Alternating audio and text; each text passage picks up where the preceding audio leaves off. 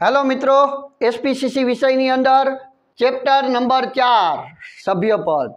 चेप्टरનું નામ શું છે મિત્રો? સભ્યપદ। સભ્યપદ મેળવવા માટે શું જરૂરી છે? તો કે લેખિત સંમતિ અને સભ્યપત્રકમાં નામ। બસ એવું જ આ ચેપ્ટર સભ્યપદ મેળવવાનું જે છે એ સભ્યપદના એમસીક્યુ આજે આપણે જોવાના છે। ઓકે મિત્રો, જોઈએ છે પહેલો એમસીક્યુ શું છે તો કે વ્યક્તિનું નામ લેખિત સંમતિ द्वारा अथवा तो शेर अरजी द्वारा कंपनी में सभ्यपत्रक में नोंधेल है ते कंपनी खाली जग्या गणाय। मित्रों, बे वस्तु महत्वनी होय छे, खास याद राखजो। केटली वस्तु महत्वनी है तो कि बे, एक व्यक्तिનું नाम होवुं जोईए अने बीजुं होवुं जोईए सभ्यपत्रक में नोंधायेलुं, सभ्यपत्रक में नाम। बराबर, एक लेखित सम्मति अने सभ्यपत्रक में नाम। अहींया कीधुं छे सभ्यपत्रक में नोंधायेल छे कोई व्यक्तिનું नाम, तो ए कंपनीनो शुं गणाय? तो व्यक्ति कंपनीनो सभ्य गणाय। ए એટલે આપણો જવાબ શું આવી ગયો? એ કંપનીનો સભ્ય ગણાય। બરાબર, હજી એકવાર, લેખિત સંમતિ અને સભ્યપત્રકમાં નામ બે શબ્દ ખાસ યાદ રાખી લેજો। એ કોને ન લાગુ પડે તો કે આવેદનપત્રમાં સહી કરનાર વ્યક્તિને એને અપવાદ છે એટલા માટે। બાકી લેખિત સંમતિ અને સભ્યપત્રકમાં નામ હોય એ વ્યક્તિ કંપનીનો સભ્ય ગણાય। એટલે તો સભ્યપદ કોને કહેવાય? સભ્યપદની વ્યાખ્યા શું આવે? कोईपण व्यक्ति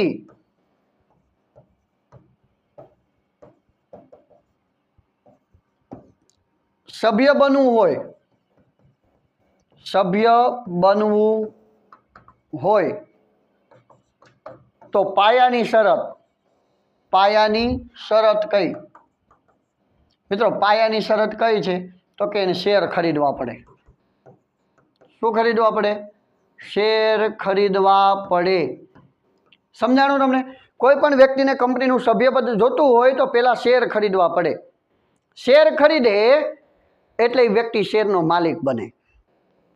शेरनो मालिक बने एटले एनुं सभ्यपत्रकमां नाम चढ़े। समझो, शेर खरीदे एटले एनुं सभ्यपत्रकमां नाम चढ़े अने सभ्यपत्रकमां नाम चढ़े एटले ए लेखित सम्मति आपे कि मारे कंपनीनो सभ्य बनवुं छे, एटले ए व्यक्ति कंपनीनो सभ्य बनी शके।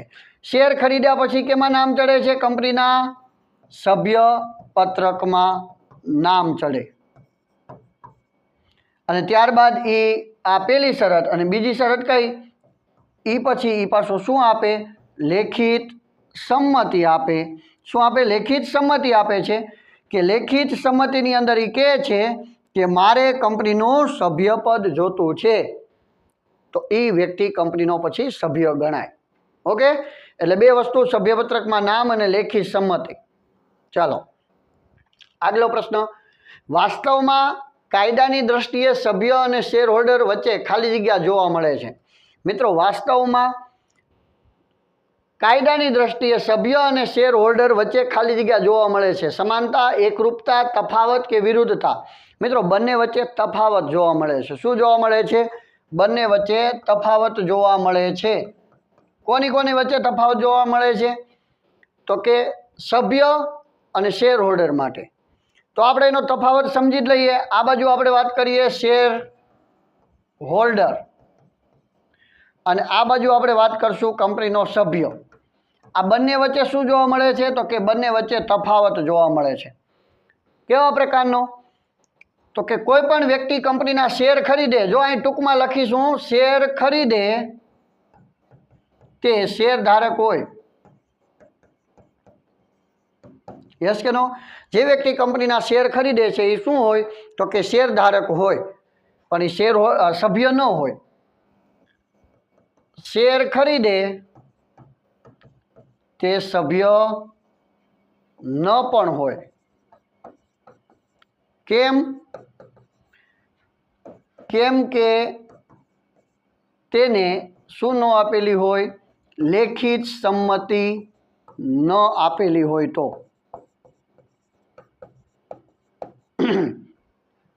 समझाणुं के नहीं? एटले के शेर खरीदे ते व्यक्ति शेर होल्डर होय, पण जेने शेर खरीदे छे पण ए सभ्य न पण होय। केम? तो के एने हजी लेखित सम्मति नथी आपी, त्यां सुधी सभ्य न पण होय। बीजा शब्दोमां केवुं होय? तो जे व्यक्ति शेर खरीदे ए शेरनो मालिक बने छे। शुं बने छे? शेर न खरीद्या होय तो शेर होल्डर न होय, पण अहींया शेर न खरीद्या होय तो पण सभ्य होय छे। શેર ન ખરીદ્યા હોય એવી કંપનીઓમાં સભ્યપદ હોય છે. સમજો, જે કંપનીમાં શેર ન બહાર પાડ્યા હોય, શું નથી બહાર પાડ્યું? શેર બહાર ન પાડેલ કંપનીમાં શેરધારકો હોતા નથી. શેર ન બહાર પાડેલ કંપનીઓમાં શેરધારકો ન હોય, પણ શેર ન બહાર પાડેલ કંપનીમાં પણ સભ્ય હોય છે. એનો મતલબ એમ થયો કે શેર બહાર ન પાડ્યા હોય તો પણ એ કંપનીમાં સભ્યપદ તો હોય જ છે. બરાબર? એટલે કે શેર હોલ્ડર અને સભ્ય બંને વચ્ચે તફાવત છે, બંને એક નથી. શેર ન બહાર પાડ્યા હોય ને એવી કંપનીઓમાં શું હોય છે? સભ્ય હોય છે. બરાબર? શેર ન ખરીદ્યા હોય ને એવો વ્યક્તિ સભ્ય હોય છે. એક્ઝામ્પલ તરીકે આવેદનપત્રમાં સહી કરનાર વ્યક્તિ. આવેદનપત્રમાં સહી કરનાર વ્યક્તિ કંપનીનો સ્થાપક કહેવાય, પ્રવર્તક કહેવાય, પ્રમોટર કહેવાય. સ્થાપનાની કલમમાં સહી કરનાર. હવે આવેદનપત્રની સ્થાપનાની કલમમાં સહી કરનાર વ્યક્તિએ શેર ન ખરીદ્યા હોય તો પણ એ કંપનીનો સભ્યપદ ધરાવતો હોય છે. બરાબર?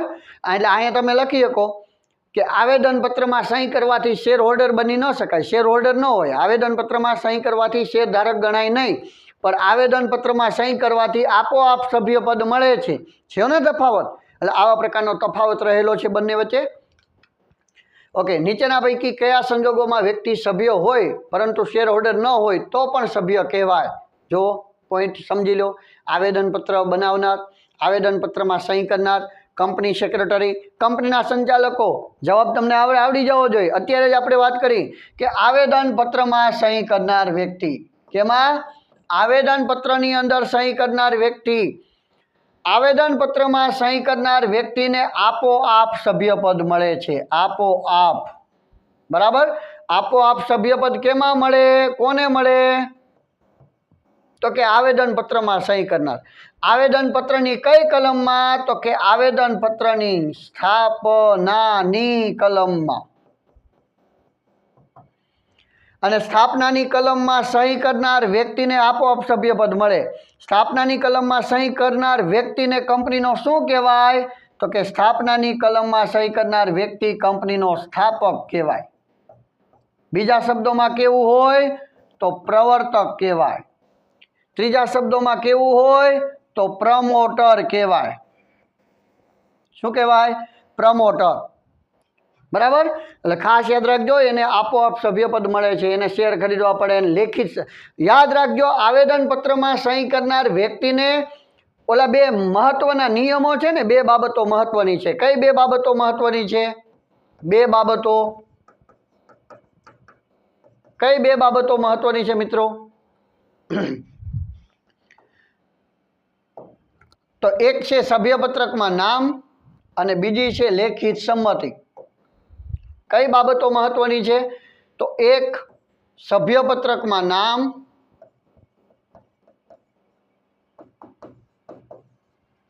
અને બીજી કઈ બાબત મહત્વની છે? તો કે લેખિત સંમતિ. બરાબર? આ બે મહત્વની છે કોઈ પણ સભ્ય બનવું હોય તો. પણ આવેદનપત્રમાં સહી કરનાર વ્યક્તિને સભ્યપત્રકમાં નામ અને લેખિત સંમતિ, આ બે મહત્વની બાબતો પણ લાગુ ન પડે. આપોઆપ સભ્યપદ મળી જાય. બરાબર? એવું પૂછે કોને આ બે બાબતો લાગુ ન પડે? તો કે આવેદનપત્રમાં સહી કરનાર વ્યક્તિને સભ્યપત્રકમાં નામ, લેખિત સંમતિ એવી કોઈ ઝંઝટની જરૂર ન પડે. આપોઆપ સભ્યપદ મળી જાય. કારણ કે એ જ કંપનીનો શું છે?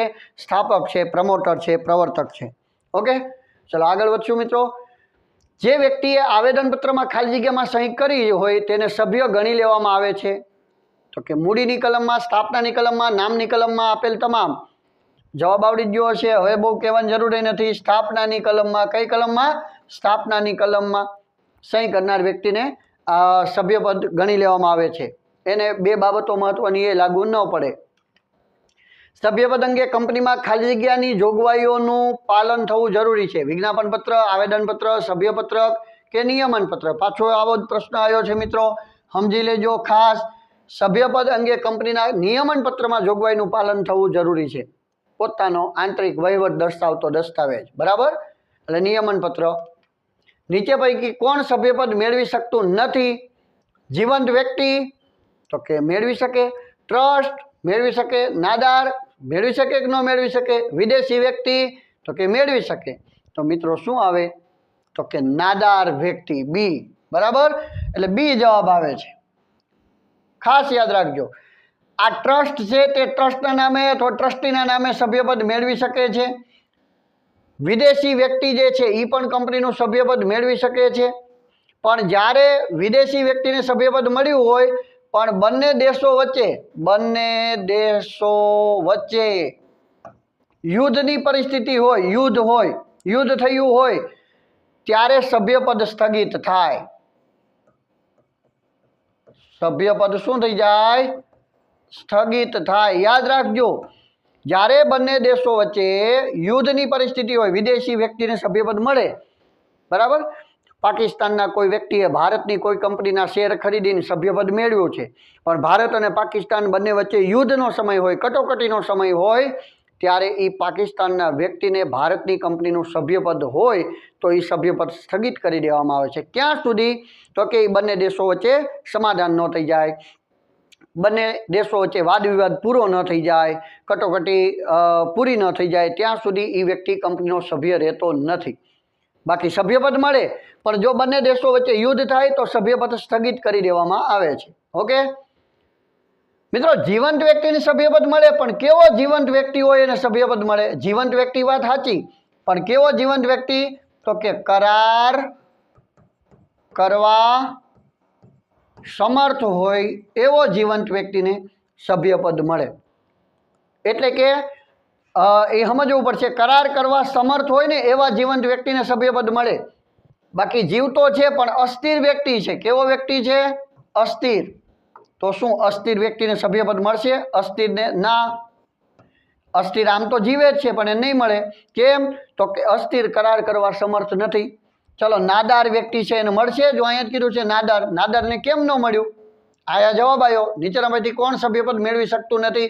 તો કે નાદાર. નાદારને કેમ ન મળે? તો કે નાદાર વ્યક્તિએ મિલકત કરતાં દેણું વધારે કરી દીધું, અદાલતમાં જઈને નાદાર જાહેર થઈ ગયો, બરાબર. મારી પાસે દેવા જેવું કાંઈ નથી, એટલે અદાલતે એને રક્ષણ આપી દીધું, નાદાર જાહેર કરી દીધો. તો નાદાર વ્યક્તિએ કાયદાની દ્રષ્ટિએ હવે એ કરાર કરવા સમર્થ રહ્યો નહીં, એટલા માટે એ ન મેળવી શકે, બરાબર.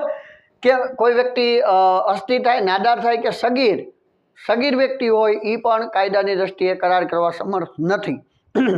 પણ નવા નિયમ મુજબ સગીર વ્યક્તિને સભ્યપદ મળી જાય છે. ઓકે, એટલે આમાં એટલા માટે જવાબ આવ્યો હતો બી, નાદાર વ્યક્તિ. ભારતીય કાયદા મુજબ કેટલા સંજોગોમાં કોની બાબતમાં અપવાદ સ્વીકારવામાં આવ્યો છે? જો આ જ કીધું, હમણાં જ કીધું કે અપવાદ સ્વીકારવામાં આવ્યો છે, સગીર વ્યક્તિને સભ્યપદ મળી શકે છે. એટલે જીવંત વ્યક્તિ, નાદાર, ટ્રસ્ટી કે સગીર?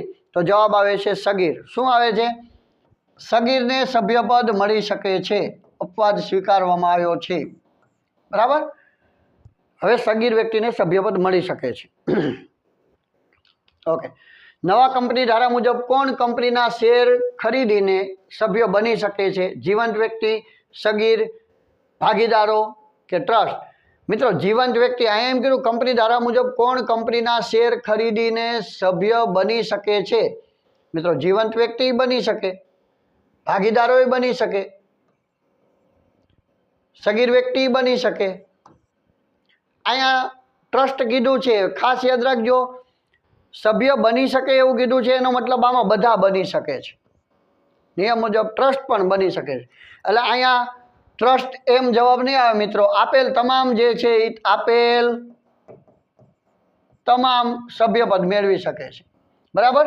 આ નવા કાયદા મુજબ સગીરે મેળવી શકે, જીવંત વ્યક્તિ સભ્યપદ મેળવી શકે, ભાગીદારો મેળવી શકે, ટ્રસ્ટીઓ મેળવી શકે. અને અત્યારે તો ટ્રસ્ટના નામે પણ સભ્યપદ મળે છે, એટલા માટે, બરાબર. 2013નો નવો કંપની ધારો આવ્યો, એની અંદર ટ્રસ્ટ પણ કંપનીનું સભ્યપદ મેળવી શકે છે. એનો મતલબ એમ થયો કે આપેલ તમામ આવે. બાકી એવું બની શકે કે કોણ મેળવી શકતું નથી? તો ટ્રસ્ટ આવે. પણ હવે 2013ના નિયમ મુજબ ટ્રસ્ટ પણ સભ્યપદ મેળવી શકે, ટ્રસ્ટી પણ મેળવી શકે. હકીકત નહીંતર અહીંયા શું આવે? ટ્રસ્ટ ન મેળવી શકે, ટ્રસ્ટી મેળવી શકે. કોણ? ટ્રસ્ટી એટલે ટ્રસ્ટી આપેલું હોત તો મેળવી શકે, અહીંયા ટ્રસ્ટ કીધું છે એટલે ન મેળવી શકે. ઈ દ્રષ્ટાંત ઈ હેતુથી અહીંયા ટ્રસ્ટ જવાબ આપ્યો. પણ 2013ના નિયમ મુજબ ટ્રસ્ટ પણ કંપનીનું સભ્યપદ મેળવી શકે છે. એટલે જવાબ શું આપશે? આપેલ તમામ. ઓકે, ચાલો મિત્રો આગળ વધશું. પેઢીના ભાગીદારો વ્યક્તિગત કે સંયુક્તપણે કંપનીનું સભ્યપદ મેળવી શકે, મેળવી ન શકે. પેઢી અને ભાગીદારો સંયુક્તપણે મેળવી શકે, માત્ર પેઢી જ મેળવી શકે. મિત્રો પેઢીના ભાગીદારો કીધું છે. શું કીધું છે? ભાગીદારો વ્યક્તિગત કે સંયુક્તપણે સભ્યપદ મેળવી શકે છે. જો અહીંયા ભાગીદારો કીધું એટલે મેળવી શકે. જો તમને એમ કીધું હોત કે ભાગીદારી પેઢી, શું ભાગીદારી પેઢી, તો જવાબ આવત ન મેળવી શકે. બરાબર. જો પેઢી કીધું હોત તો ન મેળવી શકે, પણ ભાગીદારો કીધું છે વ્યક્તિગત કે સંયુક્ત રીતે ભાગીદારો, તો જવાબ આવે મેળવી શકે. ભાગીદારો મેળવી શકે, ભાગીદારી પેઢી ન મેળવી શકે. ક્લિયર? ચલો, સંયુક્ત શેર ધરાવનાર વ્યક્તિઓ પૈકી કંપની કોના નામે પત્ર વ્યવહાર કરે છે? મિત્રો સંયુક્ત શેર ધરાવનાર વ્યક્તિઓમાંથી જેનું પ્રથમ નામ હોય ને, પ્રથમ નામ, એના નામે પત્ર વ્યવહાર થાય. અને એ પ્રથમ નામ હોય એને જ સભ્યપદ મળે. એટલે અહીંયા જવાબ શું આવશે? એ પ્રથમ વ્યક્તિના નામે. બરાબર. પ્રથમ, બીજી વ્યક્તિ, છેલ્લી વ્યક્તિ, બધી જ વ્યક્તિઓના પ્રથમ જે વ્યક્તિનું નામ હોય એને જ પત્ર વ્યવહાર કરે છે. શું કરે છે? પત્ર વ્યવહાર. એટલું જ નહીં, આ પ્રથમ વ્યક્તિનું જેનું નામ હોય એને જ કંપનીનું શું મળે? તો કે સભ્યપદ મળે. યાદ રાખજો, સંયુક્ત શેર ધરાવનારની અંદર સભ્યપદ કોને મળે? જેનું પ્રથમ નામ હોય એને સભ્યપદ મળે છે. આગળ વધશું. કંપનીમાં નોંધણીનું પ્રમાણપત્ર મળેથી કોને આપોઆપ સભ્યપદ મળે છે? મિત્રો નોંધણીનું પ્રમાણપત્ર મળેથી કોને આપોઆપ સભ્યપદ મળે? આવેદનપત્રમાં સહી દ્વારા, ભાગીદારીને, સગીરને કે જીવંત વ્યક્તિને. તો એ તો અગાઉ આપણે કહી દીધું કે આવેદનપત્રમાં જે સહી કરનાર વ્યક્તિ છે એને આપોઆપ સભ્યપદ મળે છે. એને મહત્ત્વની બે બાબતો પણ લાગુ પડતી નથી. એને શેર ખરીદવાની પણ જરૂર નથી. આવેદનપત્રમાં સહી કર્યું હોય એને આપોઆપ સભ્યપદ મળે. કાયદાકીય પ્રક્રિયા દ્વારા થતી ફેરબદલી માટે કોની સમક્ષ પોતાના અધિકારપત્ર રજૂ કરવા પડે છે? સેક્રેટરી, શેરધારકો, સંચાલકો કે કંપની? મિત્રો કંપનીની સામે. કેના? પોતાના અધિકારપત્ર રજૂ કરવા પડે. કેમાં? તો કે કંપનીની સામે. એટલે કંપની જવાબ આવે છે. ઓકે. કંપનીમાં સેવા આપનાર નિષ્ણાંત વ્યક્તિઓને અવેજમાં આપેલ શેરથી સભ્યપદ મળે, ન મળે? મિત્રો ખાસ યાદ રાખજો, સભ્યપદ મળે. એક વસ્તુ ક્લિયર મગજમાં કરી નાખજો. અહીંયા તમને એમ કહે છે કે નિષ્ણાંત વ્યક્તિને અવેજમાં મળે. અરે મિત્રો અવેજમાં મળે, સ્વેટ ઇક્વિટી મળે, બરાબર, દાનમાં મળે, કે પછી વટાવથી, એટલે વટાવથી શું કહેવાય, બોનસ શેર મળે. કેવા શેર મળે?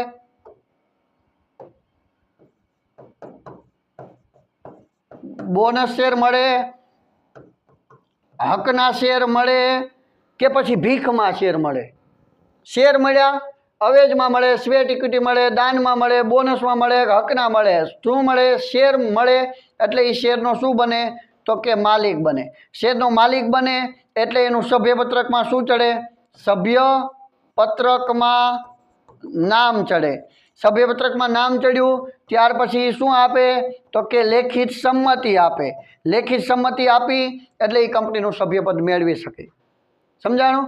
એટલે આવી રીતે કોઈ પણ રીતે અવેજમાં કે ગમે તેમ શેર મળે, શેર મળે એટલે એ શેરનો માલિક બને, એનું સભ્યપત્રકમાં નામ ચડે એટલે એ કંપનીનું લેખિત સંમતિ આપીને સભ્યપદ પ્રાપ્ત કરી શકે છે. એટલે સભ્યપદ મળે. ઓકે. જ્યારે કોઈ સભ્ય પોતાના શેર અન્યને વેચે ત્યારે તેના સભ્યપદનો અંત આવે છે. સત્તા સભ્ય છે તેઓ દેખાવ કરે એને તેને કેવું સભ્યપદ કહેવાય? એને આભાસી સભ્યપદ કહેવાય. મિત્રો કેવું સભ્યપદ કહેવાય? એટલે કે સી જવાબ આવે છે. સી આભાસી સભ્યપદ કહેવાય. હકીકતમાં શેર બીજાને વેચી દીધા હોય પણ સભ્ય તરીકે ખોટો દેખાવ કરે છે. એટલે કે શેર બીજાને વેચી દીધા છે પણ સભ્યપત્રકમાંથી પોતાનું નામ કમી કરાવતો નથી, એને આભાસી સભ્યપદ કહેવાય. આવો સભ્ય તરીકે ખોટો દેખાવ કરનાર વ્યક્તિને જવાબદાર પૂરેપૂરો બને છે. એટલે આવો ખોટો દેખાવ કરનાર વ્યક્તિને જો હપ્તાને એવું ભરવાનું બાકી હોય તો એ હપ્તા આને ભરવા પડે. સભ્ય તરીકે ખોટો દેખાવ કરનાર વ્યક્તિને આભાસી સભ્યપદ કરનારને હક મળતા નથી. હક મળતા નથી. ડિવિડન્ડનો હક ને એવું કાંઈ મળે નહીં. ખબર પડે કે આ સભ્ય તરીકે ખોટો દેખાવ કર્યો, એને અધિકાર ન મળે. મત આપવાનો, સભામાં હાજર રહેવાનો ને એવા અધિકાર મળતા નથી. પણ હા, આવું આભાસી સભ્યપદનો દેખાવ કરનાર વ્યક્તિ પૂરેપૂરો જવાબદાર બને છે. જવાબદારી પૂરી નિભાવવી પડે. હપ્તો બાકી હોય તો એની પાસે ઉઘરાવવામાં આવે. સમજાણો? એટલે આ ખાસ યાદ રાખજો. ત્યાગપત્રનો ઉપયોગ કરીને વ્યક્તિ સભ્યપદ તો કે સભ્યપદ મેળવી શકે, મેળવી ન શકે. સંચાલકોની મંજૂરી લેવી પડે કે આપેલ એક પણ નહીં. મિત્રો, ત્યાગપત્રનો ઉપયોગ કરીને પણ સભ્યપદ મેળવી શકે. ત્યાગપત્ર સમજતા પહેલાં શું સમજવું પડે? તમને યાદ હશે, ત્યાગપત્ર શબ્દ પહેલાં ત્યાગપત્ર આવ્યું એટલે શું સમજવું પડે? તો કે હકના શેર. યાદ આવ્યું? શું? હકના શેર. હવે બાકીની પ્રોસેસ હમણાં જ મેં કીધું. શું મળ્યા? હકના શેર. તો હકના શેરનો કોઈ વ્યક્તિ ખરીદવા નથી માગતો હકના શેર, તો એ અન્ય વ્યક્તિની તરફેણમાં શું કરી શકે છે? ત્યાગપત્રનો ઉપયોગ કરીને.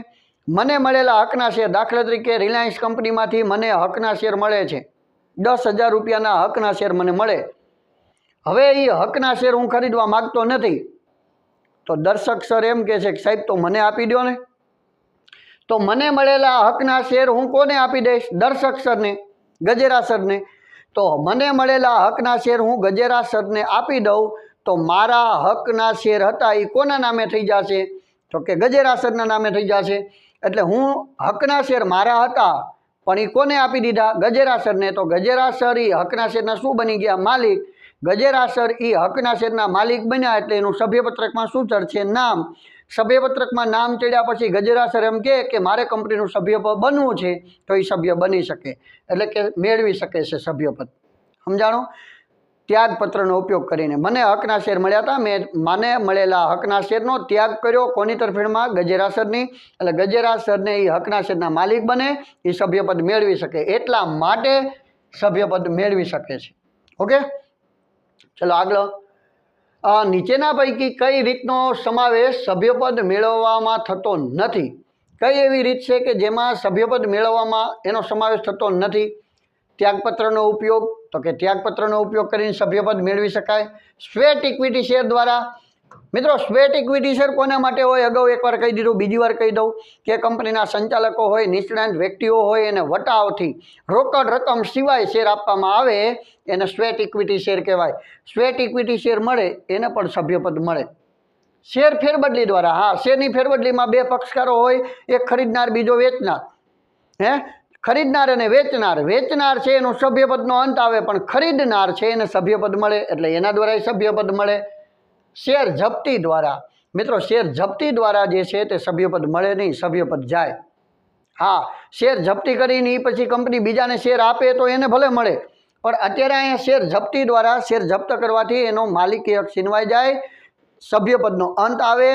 શેર જપ્ત કરવાથી કંપની એના શેર જપ્ત, માલિકી હક જપ્ત કરી લે છે, એટલા માટે એ શેર જપ્તી દ્વારા શું ને સભ્યપદ મેળવવામાં થતો નથી, શેર જપ્તીનો. ક્લિયર? શેર જપ્તી દ્વારા સભ્યપદ મળે રહે. ત્યાગપત્રનો ઉપયોગ કરીને મળે. શેરની ફેરબદલી દ્વારા મળે. શેરની ફેરબદલી દ્વારા કોને મળે આવું કહેતો? તો કે વેચનાર અને બીજો હોય ખરીદનાર. તો એ બેમાંથી કોને મળે? તો કે જે ખરીદનાર છે, ખરીદનારને સભ્યપદ મળે. સમજાણું? એટલે ખાસ યાદ રાખજો. કયા સંજોગોમાં સભ્યપદનો અંત આવે છે? શેર ફેરબદલી દ્વારા, શેર જપ્તી દ્વારા, શેર લિયનના હકનો ઉપયોગ કરે ત્યારે, કે આપેલ તમામ. મિત્રો, કેવા સંજોગોમાં સભ્યપદનો અંત આવે? તો મિત્રો, શેર ફેરબદલી દ્વારા એમ કે છે કે અંત આવે, પણ કોનો? તો કે વેચનારનો. સમજો, વેચનારનો સભ્યપદનો અંત આવે. આ જે અધૂરી એમસીક્યુમાં અધૂરી વિગત છે, પણ સમજી જાજો કે શેરની ફેરબદલી દ્વારા કોનો, તો કે વેચનારનો અંત આવે, વેચનારના સભ્યપદનો શું આવે, અંત આવે। શેર જપ્ત કરવાથી જે મૂળ માલિક હતો, શેર જપ્ત કર્યા, હપ્તા નહોતો ભરતો, મૂળ માલિકના સભ્યપદનો અંત આવ્યો। શેર લિયનના હકનો ઉપયોગ કરે ત્યારે, મિત્રો શેર લિયનના હકનો ઉપયોગ એટલે તમને ખ્યાલ છે ને, એને માટે લિયન સમજવું પડે ને પછી શેર લિયન સમજવું પડે। શેર લિયનના હકનો ઉપયોગ કરે ત્યારે, તો શેર લિયનના હકનો ઉપયોગ કરે ત્યારે પણ સભ્યપદનો અંત આવે છે। કઈ રીતે શેર લિયનના હકનો ઉપયોગ કરવો, પહેલાં લિયન સમજવું પડે।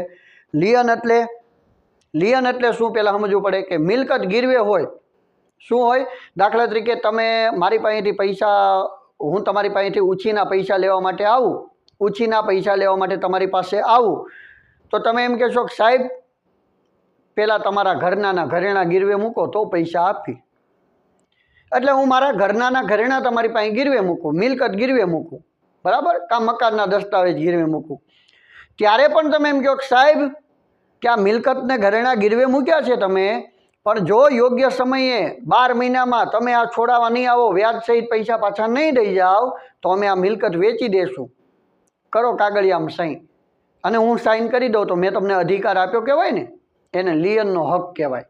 કેવો હક આપ્યો કે હા હું જો 12 મહિનામાં તમને પૈસા વ્યાજ સહિત પાછા ન આપું તો મારી આ મિલકત વેચવાનો હું તમને હક આપું છું, અધિકાર આપું છું, એને કહેવાય લિયનનો હક। કયો હક કહેવાય, લિયનનો હક। કેમ લિયનનો હક, તો કે મિલકત ગીરવે હતી, પણ લિયનને બદલે શેર લિયન હોય તો શું થઈ જાય, તો તમે જ પૈસા ઉછીના આપનાર છો, પણ અહીંયા બની જાય છે કંપની, કંપની ઉછીના પૈસા આપે, પણ કંપનીને ગીરવે મૂકવા પડે આપણે શેર પ્રમાણપત્ર। મારી પાસે 1 લાખના શેર છે, તો 1 લાખના શેર હું કંપની પાસે ગીરવે મૂકું, કંપની મને એમ કે જો તમે મુદત પૂરી થતાંય જો પૈસા પાછા નહીં આપો વ્યાજ સહિત, તો આ શેર પ્રમાણપત્ર ગીરવે મૂક્યા છે એનું હું વેચાણ કરીને પૈસા વસૂલી લઈશ, અને હું કંપનીમાં સાઇન કરી દઉં, કાંઈ વાંધો નહીં, હું પૈસા સમયસર પાછા ન આપું તો મારા શેરનું વેચાણ કરી દેજો, એની ઉપર કબજો જમાવી દેજો, એની ઉપર હક જમાવી દેજો, એવો હું તમને અધિકાર આપું છું, તો એને કહેવાય શેર લિયનનો હક। હવે સમજી ગયા છો તમે કે હું યોગ્ય મુદતે વ્યાજ સહિત રકમ પાછી કંપનીને ન પરત કરું તો કંપની શું કરશે, તો કે કંપની જે મારા શેર પ્રમાણપત્ર ગીરવે છે એનું વેચાણ કરીને શું કરી દેશે, નાણાં વસૂલી લેશે। સમજાણું? તો મારા શેરના લિયનનો હક, જે મેં શેર અહીંયા ગીરવે મૂક્યા છે એનું એ કંપની શું કરી દેશે, વેચાણ કરી દેશે, અને કંપની એ શેરનું વેચાણ કરી દેશે એટલે મારા સભ્યપદનો શું આવી જશે, અંત આવી જશે। કયા સંજોગોમાં સભ્યપદનો અંત આવે છે, આવો પ્રશ્ન પૂછ્યો છે, તો કે શેર ફેરબદલી દ્વારા વેચનારનો આવે, શેર જપ્તી દ્વારા, તો કે મૂળ શેર હોલ્ડર છે, શેર ધારક છે એના સભ્યપદનો અંત આવે, અને શેર લિયનના હકનો ઉપયોગ કરે ત્યારે પણ શેર ધારકના સભ્યપદનો અંત આવે, એટલે કે આપેલ તમામ। ઓકે, આપેલ તમામ સાચો છે, આપેલ તમામ જવાબ આવે છે। ચાલો, કંપનીના ખાલી જગ્યા દ્વારા શેર લિયન અંગેની જોગવાઈનો ઉપયોગ કરી સભ્યપદનો અંત આવે છે। વિજ્ઞાપનપત્ર, નિયમનપત્ર, કંપની ધારા કે આવેદનપત્ર, તો નિયમનપત્રનો ઉપયોગ કરી સભ્યપદનો શું આવે, અંત આવે। મિત્રો આવો શેર લિયનનો એનો ઉપયોગ કરી શકે, પણ પોતાના નિયમનપત્રમાં જોગવાઈ કરેલી હોવી જોઈએ। જ્યારે કંપનીના કોઈ શેર હોલ્ડરનું અવસાન થાય ત્યારે કઈ ફેરબદલી આવશ્યક બને છે, નિયમ અનુસાર, સ્વૈચ્છિક, મરજિયાત કે ફરજિયાત? જ્યારે કોઈ શેર હોલ્ડરનું અવસાન થાય એટલે મૃત્યુ થાય ત્યારે કઈ ફેરબદલી આવે, આજે જ હમણાં અગાઉના તમે બીજા ચેપ્ટરો આપણે ભણાવ્યું એની અંદર સમજી ગયા હતા, બરાબર, એમાં આવે ફરજિયાત શેર ફેરબદલી। જ્યારે કોઈ વ્યક્તિનું અવસાન થાય ત્યારે કઈ શેરની ફેરબદલી આવશ્યક બને, તો કે ફરજિયાત શેરની ફેરબદલી। માત્ર અવસાન થાય ત્યારે, તો કે ના, કોઈનું અવસાન થાય એટલે કે કોઈ વ્યક્તિ શું પામે, મૃત્યુ પામે, કોઈ વ્યક્તિ અસ્થિર મગજનો થાય કે કોઈ વ્યક્તિ નાદાર જાહેર થાય, આવા બધા સંજોગોમાં કઈ શેરની ફેરબદલી હોય, તો કે ફરજિયાત શેરની ફેરબદલી હોય। ઓકે, આગળનો MCQ સમજશું। કંપનીના કયા પ્રકારના શેર પરત લઈને નાણાં ચૂકવી આપે છે? મિત્રો કંપની કયા પ્રકારના શેર પરત લઈને નાણાં ચૂકવી આપે છે, તો કે sweat equity share, preference share, equity share કે રિડીમેમ્બર પ્રેફરન્સ શેર? તો મિત્રો શું આવે, નાણાં પરત કરવાનો સમયગાળો જેમાં નક્કી હોય એને રિડીમેમ્બર પ્રેફરન્સ શેર કહેવાય, બરાબર। સ્વેટ ઇક્વિટી શેર કંપનીના સંચાલકોને એના માટે હોય. ઇક્વિટી શેર એટલે કંપનીના સાચા માલિકો. પ્રેફરન્સ શેર જેમાં નાણાં પરત કરવાનો અને ડિવિડન્ડનો દર નક્કી હોય એ પ્રેફરન્સ શેર. પણ અહીંયા એમ કહે છે કયા પ્રકારના શેર પરત લઈને નાણાં ચૂકવી આપે છે, તો કે રીડી મેમ્બર પ્રેફરન્સ શેર. કયા? રીડી મેમ્બર પ્રેફરન્સ શેરમાં નાણાં પરત કરવાનો અને ડિવિડન્ડનો વ્યાજનો દર નક્કી હોય. શું હોય? નાણાં પરત કરવાનો અને ડિવિડન્ડનો દર નક્કી હોય. એને શું કહેવાય? તો કે રીડી મેમ્બર પ્રેફરન્સ શેર કહેવાય. તો રીડી મેમ્બર પ્રેફરન્સ શેરનો સમયગાળો પૂરો થાય, મુદત પૂરી થાય, તો મુદત પૂરી થાય એ શું કરવામાં આવે? તો કે મુદત પૂરી થઈ એ શું કરી દેવામાં આવે? નાણાં ચૂકવી દેવામાં આવે. બરાબર? અને નાણાં ચૂકવી દેવામાં આવે એટલે એ શેરના માલિક રહેતા નથી, એનો સભ્યપદનો શું આવી જતો હોય? તો કે અંત આવી જતો હોય છે. એટલે અહીંયા જવાબ આવે નાણાં પરત કરવાનો રીડી મેમ્બર પ્રેફરન્સ શેર. શેર ધારકો શેર વહેંચણી રદ કરાવે છે જેથી તેઓનો સભ્યપદનો ખાલી જગ્યા થાય. મિત્રો, શેર ધારકો જે છે શેર વહેંચણી રદ કરાવે, શેર વહેંચણી રદ કરાવી દીધી તો જેથી તેઓના સભ્યપદ ચાલુ રહે છે, અંત આવે છે, અંશત ચાલુ રહે, કંઈ કહી ન શકાય. મિત્રો, અંત આવે. શેરની વહેંચણી રદ થઈ ગઈ, શેરની વહેંચણી રદ થઈ જાય એટલે એનો મતલબ એમ થાય કે તમે અમારા પૈસા પાછા આપી દો, અમારે તમારી કંપનીના શેર નથી જોતા. તો પૈસા પાછા લઈ લો, તો શેરના પૈસા પાછા લઈ લો તો તમે શેરના માલિક રહેતા નથી. શેરના માલિક ન રહ્યો એટલે સભ્યપત્રકમાંથી નામ કમી થઈ જાય. સભ્યપત્રકમાંથી નામ કમી થઈ ગયો એટલે સભ્યપદનો અંત આવી ગયો. સમજાણું? એકદમ હેલું છે. જેવી રીતે શેર ખરીદવાથી સભ્યપત્રકમાં નામ ચડે અને લેખિત સંમતિ આપી સભ્યપદ મેળવી શકાય, એવી જ રીતે શેર વેચવાથી સભ્યપત્રકમાંથી નામ કમી થઈ જાય અને સભ્યપદનો અંત આવે. ઓકે, ચલો આગળ MCQ. નવી કંપની સ્થાપે ત્યારે અસ્તિત્વ ગુમાવનાર કંપનીના સભ્યોના સભ્યપદ ઉપર શું અસર થાય? મિત્રો, નવી કંપની સ્થાપે ત્યારે અસ્તિત્વ ગુમાવનાર કંપનીના સભ્યપદનું શું થાય? તો કે કોઈ નવી કંપનીની સ્થપાય ત્યારે ઓલી જૂની કંપની હતી એના સભ્યપદનો શું થાય? જો આ એમ કહે છે ગુમાવનાર કંપનીના સભ્યોનો સભ્યપદનો શું થાય? તો કે એના સભ્યપદનો અંત આવે છે. શું આવે છે? ચાલુ રહે છે, અંત આવે છે, અનિશ્ચિત કે અંશત ચાલુ રહે? મિત્રો, ખાસ યાદ રાખજો, અહીંયા એમ કીધું છે ગુમાવનાર કંપનીના સભ્યપદનો શું આવે? અંત આવે. પણ તમને એમ કીધું હોત નવી કંપનીઓને જે સ્થપાય એના સભ્યપદ, તો એને સભ્યપદ મળે, એના જે સભ્યો હોય એને સભ્યપદ મળે, પણ જે અસ્તિત્વ ગુમાવનાર કંપની છે એના સભ્યો જે છે એના સભ્યપદનો શું આવી જાય છે? અંત આવી જતો હોય છે. ઓકે મિત્રો, થેન્ક યુની સ્લાઇડ આવી ગઈ છે. અહીંયા આપણું ચેપ્ટર નંબર 4 સભ્યપદ એ પણ શું થાય છે? પૂર્ણ થાય છે. હવે નેક્સ્ટ આગળના ચેપ્ટરના વિડીયો લઈને તમારી સામે રજૂ થઈશ. ત્યાં સુધી જય હિન્દ, જય ભારત.